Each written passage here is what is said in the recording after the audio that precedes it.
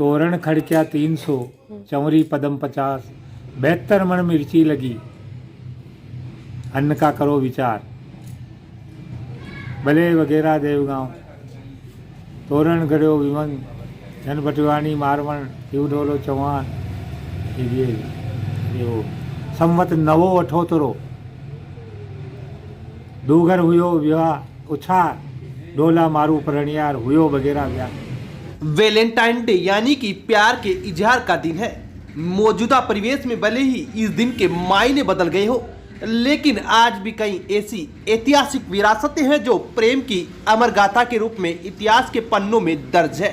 प्यार के बेजोड़ प्रतीक ताजमहल की तरह ही रसिया बालम, हीरा राजा, लैला मजनू की अमर प्रेम गाथा है। उसी तरह केकड़ी के बघेरा ग्राम के बीचों बीच स्थित डोला मारू का तोरण द्वार जो आज भी उनकी अमर प्रेम गाथा को चिरस्थायी बनाया हुआ है। डोला मारू प्रेम की एक अनोखी गाथा है। करीब 100 वर्ष पूर्व चौहान काल में इस कलाकृति का निर्माण हुआ था, जो शिव मंदिर का मुख्य द्वार जैसा प्रतीत होता है। इसी भव्य द्वार के सामने संवत 918 ईस्वी में डोला मारू का विवाह हुआ था। इसी याद में इस तोरण द्वार का निर्माण किया गया था। इसी द्वार के सामने 4 चक्रियां यानी कि चूरियां व स्तंभ बने हुए हैं, जहां डोला नरवर गढ़ मध्य प्रदेश के राजा नल का पुत्र था। वहीं मारू मारवणी पुंगल देश के राजा की पुत्री थी। डोला मारू के प्रसिद्ध कथा में उनके विवाह पश्चात न मिलने के विरह की कथा है तथा तत्काल समय में मारवाणी द्वारा भेजे गए संदेशों के द्वारा मिलने का वर्णन है। आज भी डोला मारू की अमर गाथा के संदर्भ में बघेरा सहित आसपास के गांवों में डोला मारू के दोहे गाते देखे जा सकते हैं। प्रेम के प्रतीक के रूप में माने जाती रही है। सबसे पहले हिंदुस्तान में सबसे अधिक प्रेमी युगल के रूप में राधा कृष्ण पूजे जाते हैं और उसी परंपरा को निभाते हुए राजस्थान की धरती पर कई कवियों ने अलग अलग तरीके से अपने काव्य के माध्यम से इस परंपरा को जीवंत रखा। इन्हीं में से एक डोला मारू दोहा के माध्यम से भी प्रकट हो रही है। इस कथा का हमारे बघेरा से जो संबंध है वो ये है कि कथा के किस्से काल्पनिक भी माने जाते हैं, लेकिन यहाँ बघेरा में बना हुआ उनके विवाह का प्रतीक तोरण द्वार आज भी जीवंत है और कला का एक प्रतिरूप है जो 10वीं शताब्दी के मोन्यूमेंट के रूप में राजस्थान सरकार द्वारा रक्षित है। इसी प्रकार राजस्थान में पृथ्वीराज चौहान और संयोगिता का किस्सा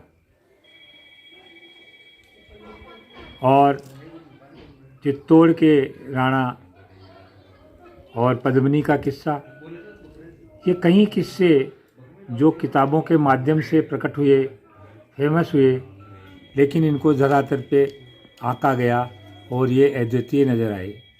तो राजस्थान में डोला मारू एक अद्वितीय युगल के रूप में प्रसिद्ध है। इसका एक कारण महत्वपूर्ण यह है कि ढोला जो नरवरगढ़ के राजा का लड़का था, उसने मारू देश की मारवणी से विवाह किया। ये बाल विवाह था। बाल विवाह भी बहुत भव्य रहा होगा। तो वगैरह में इसके प्रतीक रूप में कुछ दोहे सांस्कृतिक विरासत के रूप में यहाँ मान्यता प्राप्त हैं और उन दोहों में ये है कि 300 तोरण एक साथ, यानी 300 जोड़ों का विवाह एक साथ हुआ और भोज में 11 मन मिर्ची लगी, 13 मन मिर्ची लगी, यानी भोज हुआ कि इतनी मिर्ची को खर्च होना पड़ा। कई लाख लोगों ने उस भोज को उपयोग किया होगा। नरवर मध्य प्रदेश के राजा नल के 3 साल के पुत्र सालह कुमार का विवाह बचपन में उस समय के जंगल देश अब बीकानेर के पुंगल नामक ठिकाने के स्वामी पंवार राजा पिंगल की पुत्री से हुआ था। बाल विवाह होने के कारण दुल्हन ससुराल नहीं गई थी। वयस्क होने पर राजकुमार की एक और शादी कर दी गई। राजकुमार अपनी बचपन में हुई शादी को भूल चुके थे। उधर जांगल देश की राजकुमारी अब सयानी हो चुकी थी।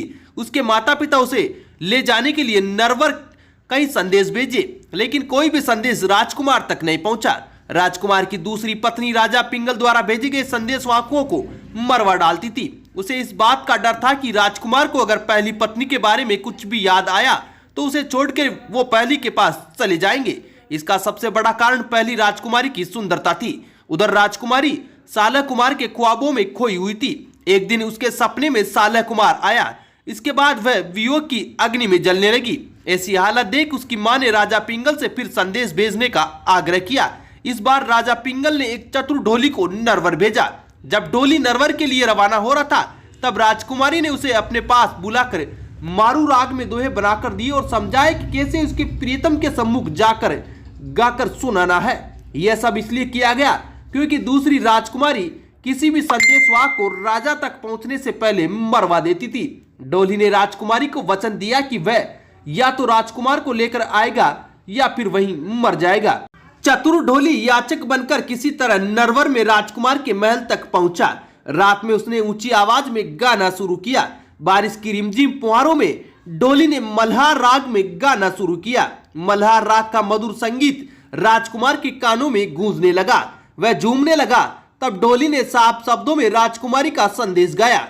गीत में राजकुमारी का नाम सुनते ही सालह कुमार चौंका और उसने अपनी पहली शादी याद आ गई। ढोली ने गाकर बताया कि उसकी प्रियतमा कितनी खूबसूरत है और उसकी याद में कितने वियोग में है। डोला मारू स्मारक पर सरकार की ओर से नजरें फेर लेने के चलते आज स्मारक के पास ही गोबर की रोड़ी सहित गंदगी डाली जा रही है। वहीं उनके पास में बनी चूरियों को लोगों ने अपने पक्के अतिक्रमण में दबा कर रख दिया, जिससे धीरे धीरे यह स्मारक अपनी वैभव खोता जा रहा है। डोला मारू की अमर प्रेम गाथा के चलते कई युवा आज भी इस स्मारक के चारों ओर फेरे लगाते हैं। ग्रामीणों ने बताया कि कई युवा आज भी स्मारक को देखने के लिए बाहर से आते हैं। ब्यूरो रिपोर्ट, केकड़ी तक।